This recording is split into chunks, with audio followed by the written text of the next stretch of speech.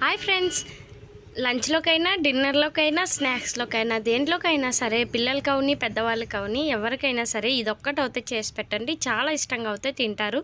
Eggs అయితే first boil చేసుకోవాలి, కొంచెం సాల్ట్ వేసుకొని. తర్వాత దానిపైన ఉన్న పొట్టునైతే తీసేసి ఒక ఫ్యాన్ అయితే పెట్టుకోవాలి. ఇట్లా నేనైతే ఒక దోశ పెన్నం అయితే పెట్టుకున్నాను. దానిపైన కొంచెం ఆయిల్ వేసుకొని మనం ఎగ్ బాయిల్ చేసుకున్నాం కదా, అది మిడిల్లోకి అయితే కట్ చేసుకొని దానిపైన అయితే కొంచెం సాల్టు, పసుపు, కొంచెం కారం, నెక్స్ట్ కొంచెం మసాలా పౌడర్ ఉంటుంది కదా, అదొకటి వేసుకొని కొంచెం ఆయిల్ వేసుకొని అయితే ఇట్లా ఒక సైడ్ అయితే ఫ్రై చేసుకున్నాను. దాని తర్వాత ఇంకొక సైడ్ కూడా అట్లనే ఫ్రై చేసుకున్నాం. దానిపైన అయితే కొంచెం కొత్తిమీర అయితే జల్లుకున్నాను.